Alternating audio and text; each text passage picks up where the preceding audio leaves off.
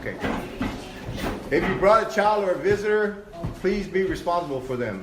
If you have a cell phone, please put it on silent or vibrate and keep the cross-talking down so others can hear, especially this awesome speaker.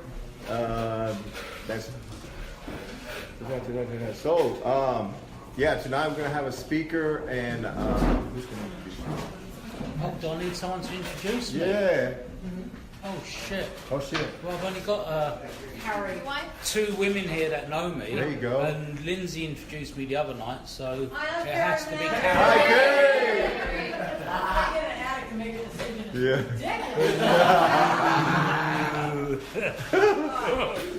So, a bunch of years ago, I went to the London convention, and I just met the greatest lady ever, and her partner was this guy that was like running around, knowing everything about NA. You never meet anybody like that? Fucking do everything. Did it work? Yeah, there really is a difference, and yes, it really did. And what I found most, for me, I'm a 100% believer in the 12 steps, and I've learned how to apply them in my life. I've learned how to teach them to other people. I know how different I am, and it takes one to know one. And we spent quite a bit of time running around the streets of London, and I'll never forget that experience.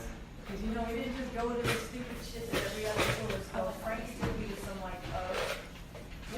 some places that he grew up in, and I got to see where he came from. And, to be that giving and to be that type of a person that shares their real self, man, I look for that in people. I love that in people. I really, that's what I want from my friends. I really want that.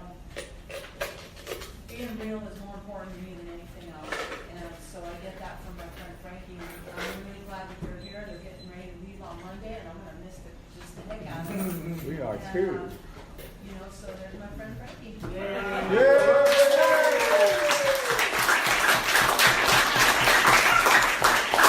Thanks, Carrie. Thanks, Carrie. Yeah, how we do this normally is I'm Frankie, I'm an addict. And I'm very aware that we're all the same, but we're also a little bit different. I noticed that as well, that when I'm in London, I move about a bit. I'm still one of these, I don't necessarily sit still, and I'll probably grab that dog as well. I'm cool with it. Hey, leave the dog. Leave the dog. The dog can come in. I'm not fussed with the dog.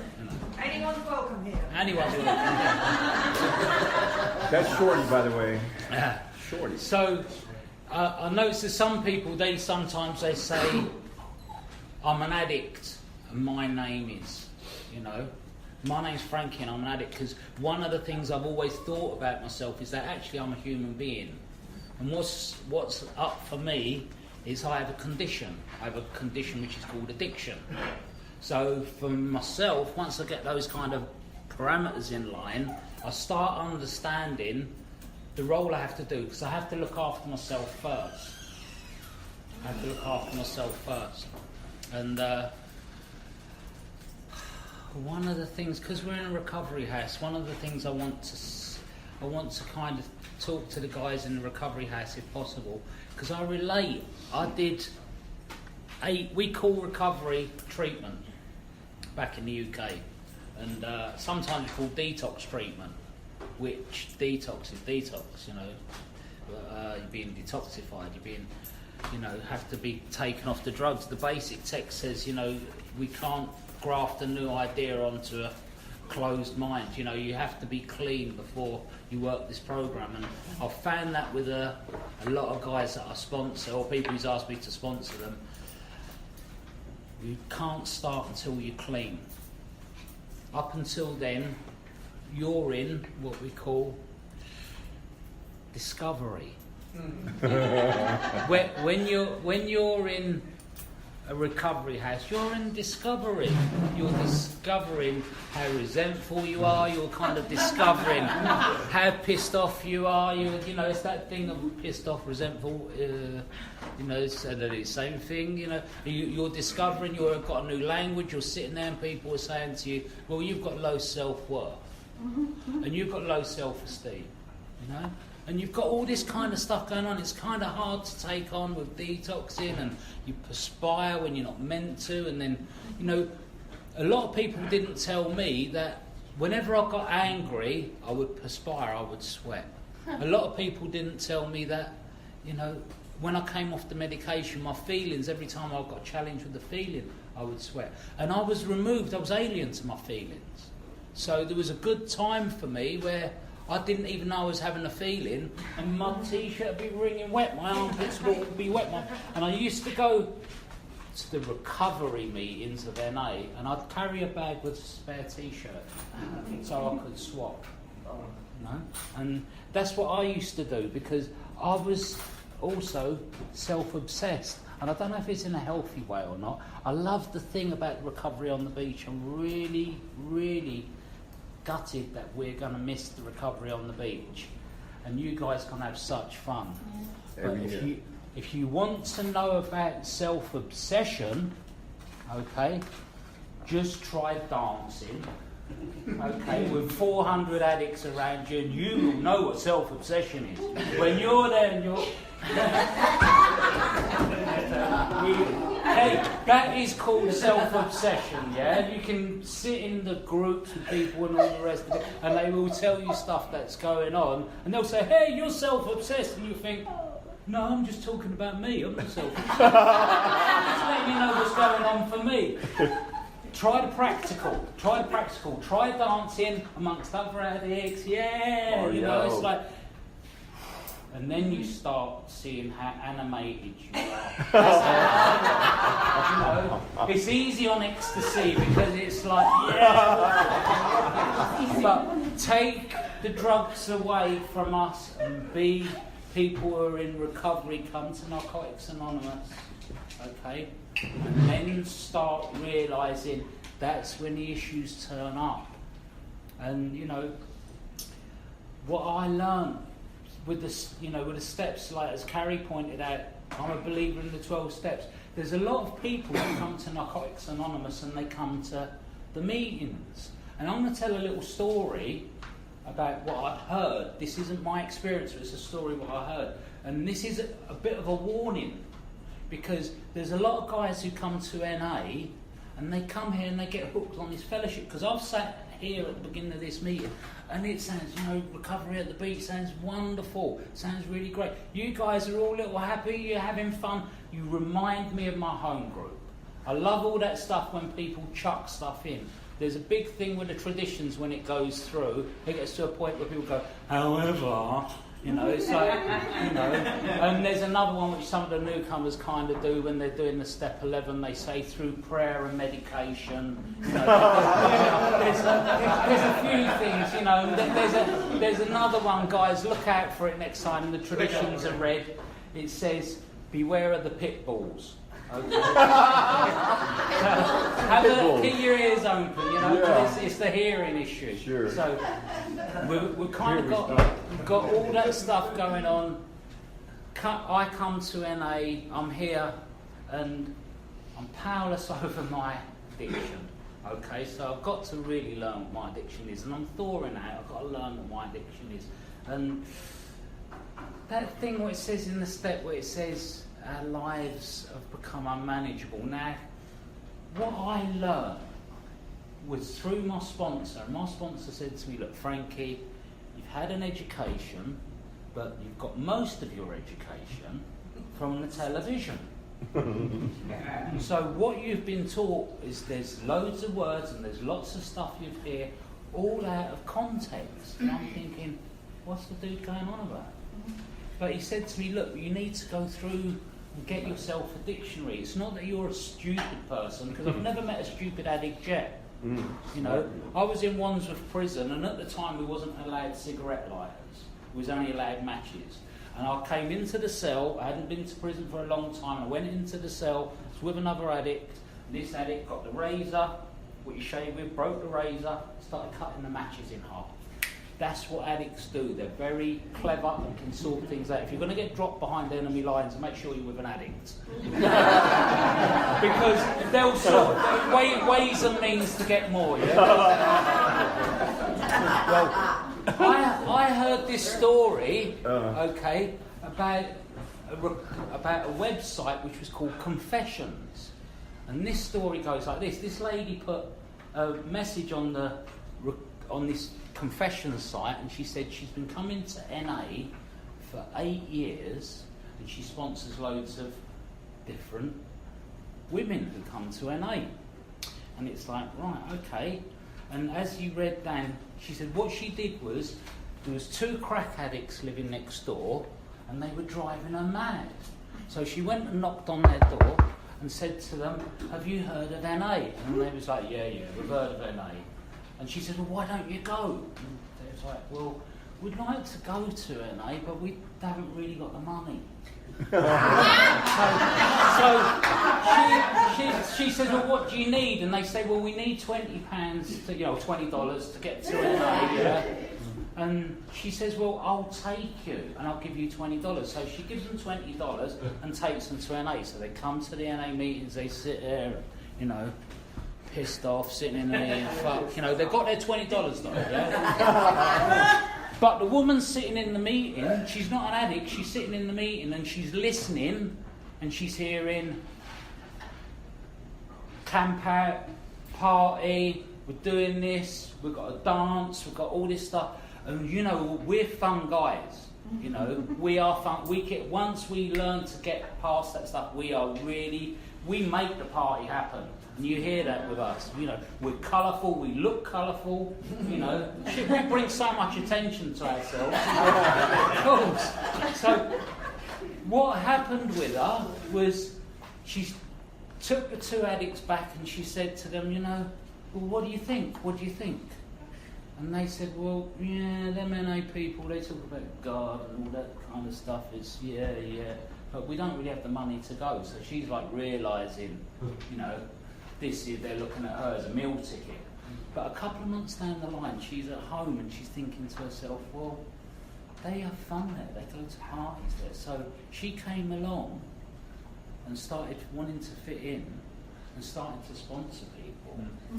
And she's no more of an addict, but she's addicted to this fun that we have here. Now, I say this because I'm not picking on anybody or pointing anybody out, and I don't know you guys, so I'll get the freedom to say that. One of the things I want to say to you guys is, what happens if you're an addict and you come here and you do not work a 12-step program? You're untreated. So you're untreated because you have a condition needs to be treated. If you're a diabetic, which is a disease, addiction is a disease, diabetes is a disease, if you look up diabetes, it says, unless treated, will become fatal. There's a dodgy word, fatal. And the same with addiction. If left untreated, we revert back to how we are. So when we come here and we do the basic things of getting a sponsor, I've got a sponsor, he tells me to get a dictionary. Now I look up in the dictionary, and in the dictionary, when I'm doing the first step, we've got the word lives. It said our lives have become unmanageable. So I'm looking it up, and it says our feelings and emotions in the dictionary. It doesn't say up there. That's what was unmanageable about me, my feelings and my emotions. And the other thing which my sponsor taught me was my thinking's unmanageable. And one of the examples my sponsor, for example, in my early days was, I would ring him up and I would say to him, Alan, I don't know what pair of jeans to wear. I've got 12 pairs of jeans. And he says, what ones are you most comfortable wearing? But I say to him, but I wore those yesterday. And he's like, well, what ones are clean? And I say, well, they're all clean. So he says, wear a comfortable pair. So I go, okay, thanks. So and I find I keep wearing the same pair of jeans because there's a certain kind of thinking with addicts. Okay, there's a certain kind of thinking with addicts. We get the same thing if we order a pizza. When you ring up the pizza place, you say, what pizzas do you do? And the guy runs through the whole list. We do pepperoni, we do ham, we do cheese. You get to the end of the list and you order the same pizza. You order the... That's how addicts are. We go to, and come back and do the same thing. We're really predictable.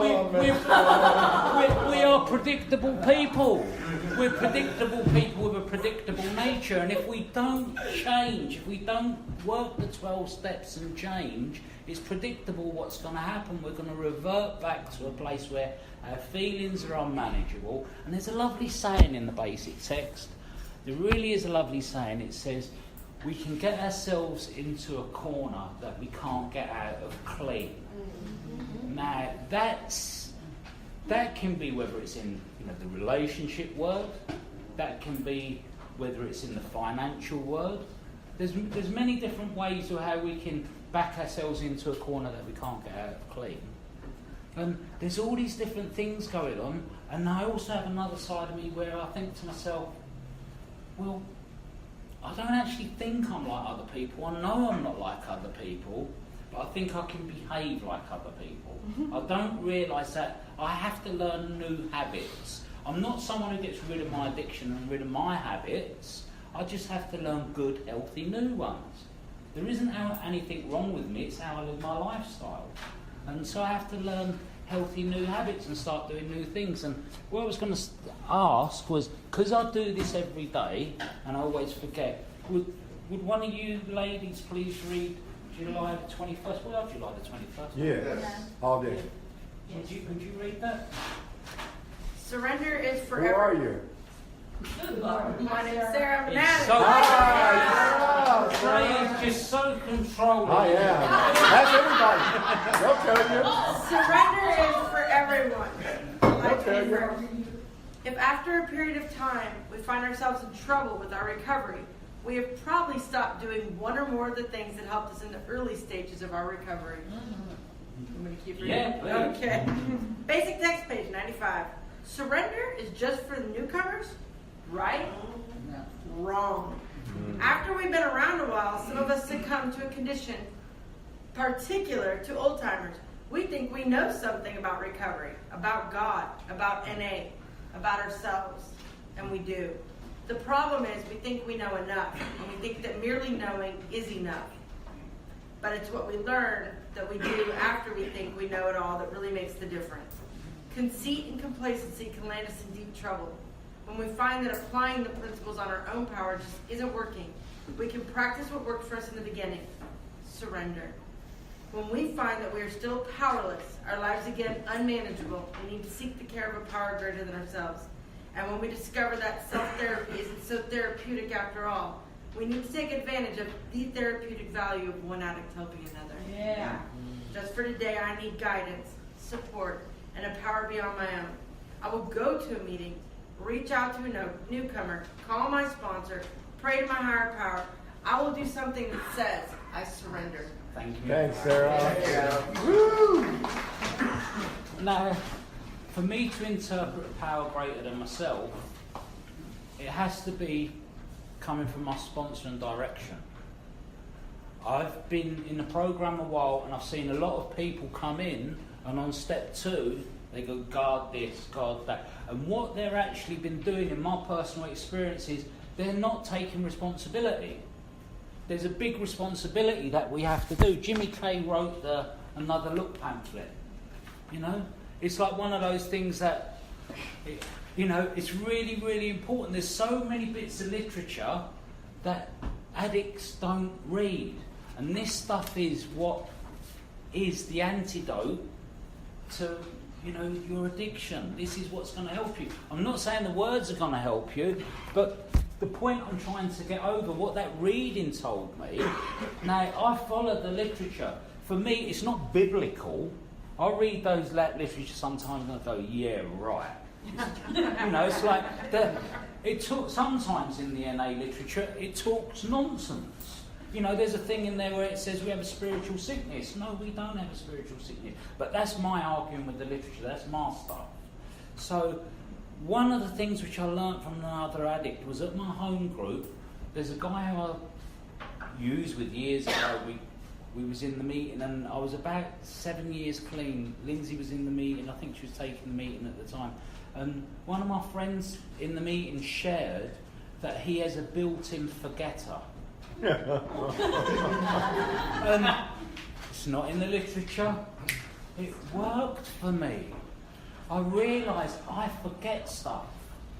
It's very easy for me to go up and speak to a new person, forgetting the times when I was over the toilet going, and the stuff's coming out my nose and everything, and I'm bleeding, and I'm saying I'll never do this again, I'll never. Now, and then to go and relapse. And that's not there. I'm not thinking about the bad time. There's something inside me that makes me forget. I forget how this works. And what happens is I start running on my own power. And that's the big, big thing. That's the big thing that I've had to learn to do. And that is I've had to change. So what's happened for me is over a period of time is I'm not the tough dude that I was when I came in. I'm a little bit more frightened, and I'm a little bit more nervous. I'm older now, I'm more aware. All of a sudden, my world has exploded. I don't know what music I like. I don't know what music I like. When I came into NA, all I listened to, I don't know if you guys have it here, all I listened to before I met my wife, I just listened to dub reggae, and the Chili Peppers. Dub reggae and the Chili Peppers. It made my life. It was such revelation when I found out those guys were in the fucking program. The guys in the Chili Peppers were in the. I was like, no wonder I understand their music. I said, hey shit, I'm not promoting the Chili Peppers, but it's that thing. And then all of a sudden, we had like in England, we had like Amy Winehouse come along. I thought, wow, that chick can really sing. I really relate to her. She was just an addict who never got the program. You know, there's all that stuff. I'm not advertising or condoning these people. What I started to find was I started to relate through music, and that's how I started to collect my feelings. I always was into the music before in a really big way, but it was more of the collector kind of stuff. Now I start to relate through the feelings, and it was a process for me. And I started to go through, and then all of a sudden, pow! One day I'm out there, and I must have been about 8 months clean. In this period of clean time, I was like, wow, the birds are singing. And I was starting to trip. And this was I have not repaired, this was the kind of thinking I was like, hey, I'm gonna go feed that tree, and I go up and I start wow, and I was like, all of a sudden I'm in the place where I think I'm having a spiritual awakening. Shit. And what it was I am getting clean, I'm waking up, I'm becoming alive, and I'm starting to think where I'm at that place where it's like, having had a spiritual awakening as a result of these steps. No, I wasn't there. But what was happening for me was I was starting to connect. I was starting to connect with you guys, the universe, and so on. Shit. I went to a party. I found a girl who kind of really smiled at me. She said she went to a meeting in Chelsea, and that for me is a 7-mile trek across London. So for the next 2 weeks, I'll go 7-mile trek across London because this girl smiled at me. I hadn't even spoken to her. That's where my mind goes. That's because I'm obsessive. And I've got that, it's kind of, we call it, back in London, we call it whack-a-mole. I deal with that part, and I understand that I'm compulsive where women are concerned, so I have to reel myself in and say, I'm not going to date until I'm a year clean, not going to date until I'm a year clean. And then all of a sudden I go, hey man, you know, I really need some trainers. When I get my money, I want to buy a pair of trainers. And I say to my sponsor, I'm going to buy a pair of trainers. And he says, you've got 10 pairs already. I go, but these ones are really nice. And they're on offer. They're on offer. See now, I'm not treated yet. I'm working the program, but I'm not treated yet. My sponsor says to me, can you afford trainers? And I say, yes, I can. He says, well, you've got to make your own decision. And that's the big thing about recovery, is you have to be allowed to make your own decision. You have to make your own accidents so you can learn. And it's really, really important. And the last part of step 2, which I really want to bang into you guys, because one of the issues I had for the first 10 years of attending Narcotics Anonymous that I had was people used to come to the meetings and they'd say, I'm mad, I'm clean and crazy, I'm mad. I learned avoid those people. No. My understanding took a while, but it says, as it says up there, a power greater than ourselves. If you like, we came to believe that my sponsor in NA literature, which is a power greater than me, could, if I make the effort, restore us or me to sanity. What is sanity for an addict? It's really simple. Sanity for an addict is do not use. It's just that simple. It's not about being mad, doing wild things. There's loads of people who are, clean and crazy.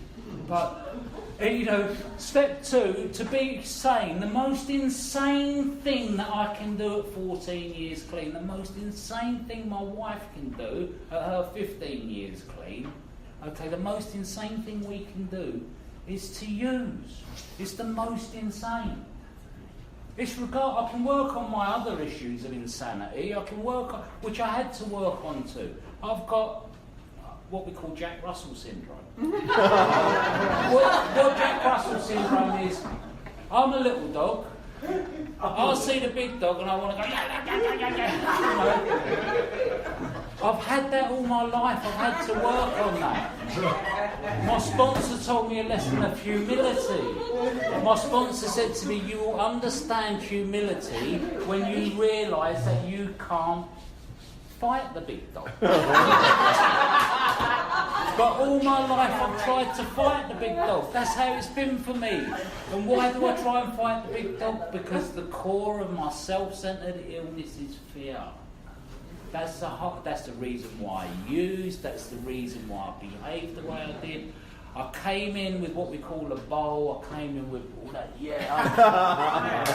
That when you don't know how to walk anymore, you don't know what music to listen to, and you're going through all that treatment, and you're working through the 12-step program, it can be very challenging. When Carrie met me, I was about 2 years clean, and I'd thrown myself into the program, and I had an answer for everything. And I was really, really on everything. I had all sorts of tricks up my sleeve. I'd been coming to NA for 12 years. I could quote stuff. But there was a major change that happened for me. And guys, I've got to tell you this. The 12-step program is basically an exam. The biggest change I got was when I helped another addict go through it. Because what happened was, I'm an unfeeling, unthoughtful person. And then I started to work with a couple of guys and I watched them go through the struggles I had. And what I learned was something I never had. I learned empathy. I started to think, fuck, he's struggling. I didn't think about when I was struggling. When I only started to learn about rationalising and justification when I sponsored people, I thought I understood it. But when I started sponsoring people and they start saying, well, I couldn't come because the dog had let me step work and the bus wasn't going and I phoned a taxi, and they're rationalising and justifying something they haven't done. I started to understand me. It was me. Through the other addicts, I started to understand me. And that's when the change occurred for me. So, what I say to you guys, if you're doing this program, please don't hang around. This is a lifelong gig. It really is a lifelong gig. The rewards are immense. They really, really are immense. What are the rewards? You become an elder of the village. It's quite simple. you become someone who has some wisdom. That's all. And I'm still working towards that, guys. You know, I go to meetings in London, and I know my wife will vouch for me with this. I go to meetings where there's guys who are twice my age, because I need to know, what do I do when I have a meltdown, when I can't function with my business. I need to know, what do I do when my wife's going through her menopause. I need to know, what do I do, you know, seriously, I need to learn how to live from addicts who have experienced it. The 12-step program I work in my daily life. I read my Just for Today, that's my step 2. I read it, I understand, I admit and I'm powerless by getting some guidance. My meditation, I have 10 minutes of reflection and peace. I try and ground and centre myself, you know, and then I try and speak with another addict. I spoke to 3 different addicts today, and I'm actually living with a couple of addicts. So I'm kind of really into the program, and through all that, I can change. So if you come here and you come to NA and you don't do anything, after a while, we spot you.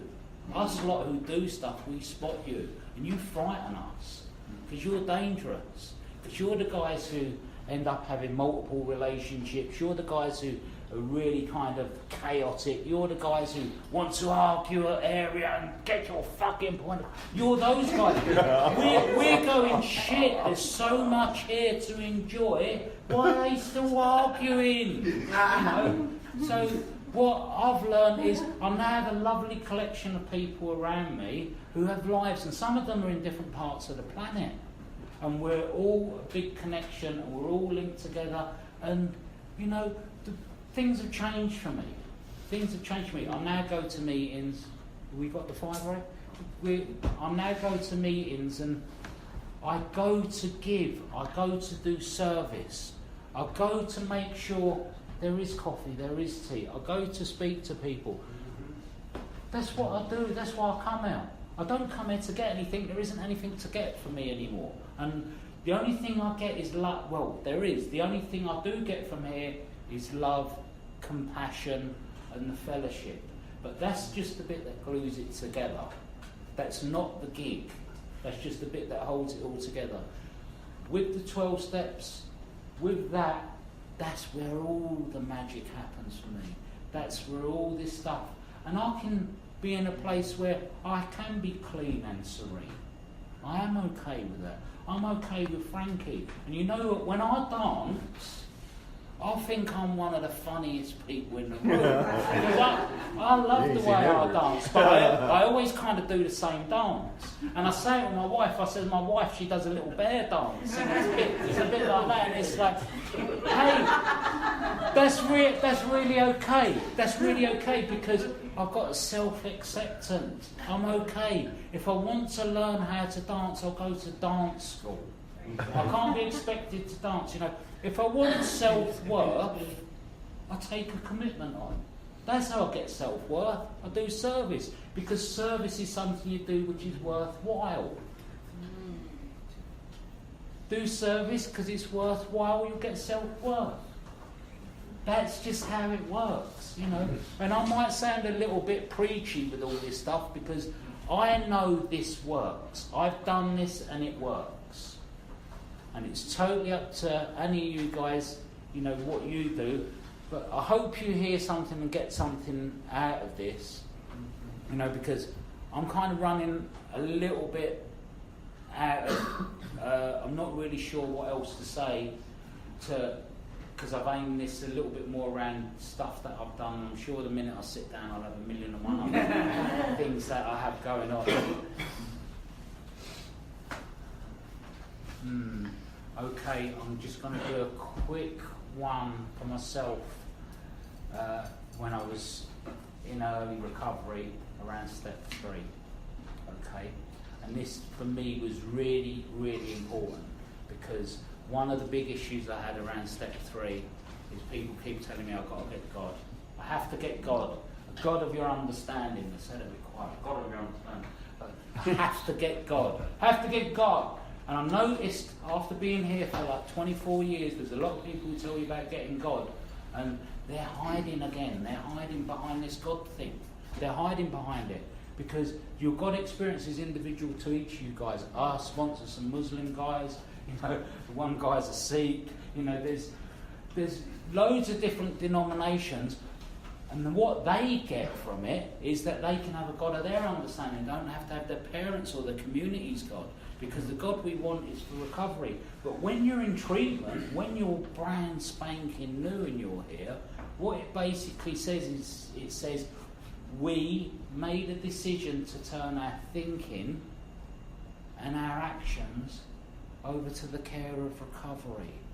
So in other words, it means write your step 4. Just that simple. And I've got a cheat for step 4. If anyone wants it, I'm going to throw it out there. This really, really works. And I've written a few step 4s, and I wrote step 4s like there was an exam. What I would do is do nothing for 2 months and then stay up for 2 days and write my step 4. That was obsessive. Somebody told me a cheat, and what they said was every single day from 8 a.m. to 8:30 a.m, whether you write or not, you sit down and you try and do some writing. After 30 days, you'll find you've done more work than most of the other people. And it was true. I ended up with 30 pages. Some pages only had that much on, but every day I'd have a fresh page and write something. So after 30 days, I'd virtually covered my step 4. 30 minutes a day. That's what worked for me. All of that has changed my life.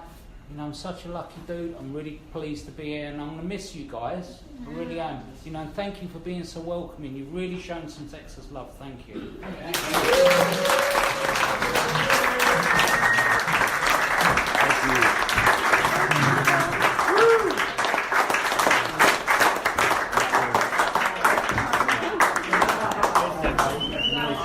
Woo, good stuff. Well, that's about all the time we have. I'd like to thank Frankie for being here and sharing all that. I want to thank all y'all who attended. I've asked a friend to read We Do Recover. My name's Larry, and I'm an actor. Hey, Larry! We do recover. Yeah, we do. And at the end of the road,